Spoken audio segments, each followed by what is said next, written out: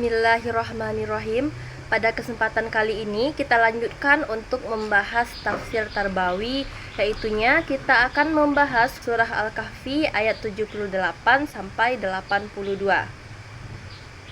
Nah, untuk lebih memahami bagaimana asbabun nuzul dan inti pendidikan yang dapat kita ambil dari Quran surah Al-Kahfi ayat 78 sampai 82, terlebih dahulu kita baca artinya dan kita maknai. Pada ayat 78 yaitunya, dia berkata, "Inilah perpisahan antara aku dengan engkau. Aku akan memberikan penjelasan kepadamu atas perbuatan yang engkau tidak mampu sabar terhadapnya." Lalu untuk ayat 79, adapun perahu itu adalah milik orang miskin yang bekerja di laut. Aku bermaksud merusaknya karena di hadapan mereka ada seorang raja yang akan merampas setiap perahu. Lalu untuk ayat 80, dan adapun anak muda, yaitu kafir, kedua orang tuanya mukmin, dan kami khawatir kalau dia akan memaksa kedua orang tuanya kepada kesesatan dan kekafiran. Untuk ayat 81, kemudian kami menghendaki sekiranya Tuhan mereka menggantinya dengan seorang anak lain yang lebih baik kesuciannya daripada anak itu dan lebih sayang kepada ibu bapaknya. Lalu ayat terakhir yaitu ayat 82, dan adapun dinding rumah itu adalah milik kedua anak yatim di kota itu, yang di bawahnya tersimpan harta bagi mereka berdua, dan ayahnya seorang yang saleh. Maka Tuhanmu menghendaki agar keduanya sampai dewasa dan keduanya mengeluarkan simpanannya itu sebagai rahmat dari Tuhanmu. Apa yang kuperbuat bukan menuntut kemauanku sendiri. Itulah keterangan perbuatan-perbuatan yang engkau tidak sabar terhadapnya. Setelah kita tadi membaca arti dari Quran surah Al-Kahfi ayat 78 sampai dengan 82 dan kita maknai apa maksud dari ayat tersebut, selanjutnya kita akan membahas asbabun nuzul dan inti pendidikan yang dapat kita ambil dari Quran surah Al-Kahfi ayat 78 sampai dengan 82. Untuk asbabun nuzulnya, ayat-ayat ini merupakan bagian dari kisah Nabi Musa dan seorang hamba yang saleh, yang banyak ulama tafsir itu menyebutnya sebagai Khidir atau yang kita kenal dengan Nabi Khidir. Kisah ini bermula ketika Nabi Musa ditanya oleh seseorang, "Siapakah orang yang paling berilmu?" Nabi Musa menjawab, "Aku," tanpa mengembalikan pengetahuan itu kepada Allah. Di sini terlihat bahwa Nabi Musa itu sombong dengan ilmu yang dia punya. Lalu Allah menegur Nabi Musa dan memberitahunya bahwa ada seorang hamba yang lebih berilmu dalam hal-hal tertentu.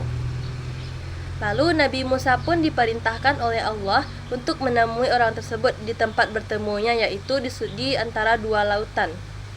Setelah bertemu dengan Nabi Khidir, Nabi Musa diperbolehkan untuk menyertainya dengan syarat tidak boleh bertanya sama sekali kepada Nabi Khidir sebelum Nabi Khidir menjelaskan sendiri apa yang diperbuatnya. Dalam ayat 78 sampai 82 disebutkan bahwa Nabi Khidir akhirnya menjelaskan 3 peristiwa aneh tersebut yang sebelumnya ia lakukan yang sempat dipertanyakan oleh Nabi Musa. Yaitunya 1. Membocorkan perahu milik orang miskin sebagaimana yang terdapat dalam Quran surah Al-Kahfi ayat 79. Nabi Khidir menjelaskan bahwa ia melakukan karena ada raja zalim yang suka merampas kapal-kapal yang bagus. Ayat 80, karena anak itu akan menjadi anak yang durhaka dan membebani orang tuanya dengan kekufuran. Lalu yang ketiga, memperbaiki tembok di desa yang pelit, yaitu terdapat dalam ayat 82. Di mana di bawah tembok itu ada harta simpanan milik 2 anak yatim dan ayah mereka adalah orang yang saleh.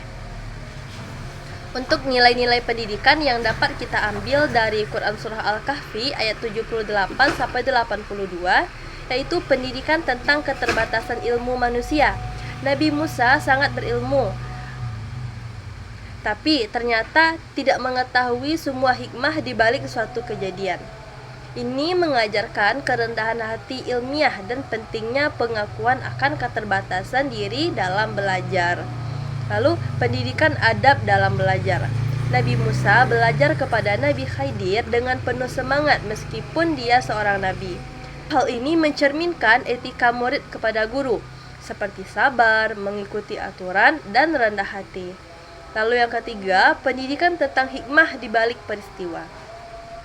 Setiap kejadian yang terlihat buruk bisa saja mengandung kebaikan yang tersembunyi. Pendidikan ini mengajarkan kita untuk tidak terburu-buru menghakimi sesuatu tanpa memahami konteks dan hikmahnya. Lalu yang keempat, pendidikan tentang tanggung jawab sosial. Kisah perahu dan anak yatim menunjukkan pentingnya melindungi hak orang miskin dan anak-anak yatim, serta mendidik masyarakat agar berjiwa adil dan peduli. Lalu yang terakhir, pendidikan spiritual dan moral. Khidir menyebut bahwa tindakannya bukan atas kehendaknya serta-merta, tapi itu adalah ilham atau wahyu dari Allah Subhanahu wa Ta'ala, yang mana menunjukkan bahwa pendidikan spiritual itu harus bersumber pada petunjuk Sang Ilahi.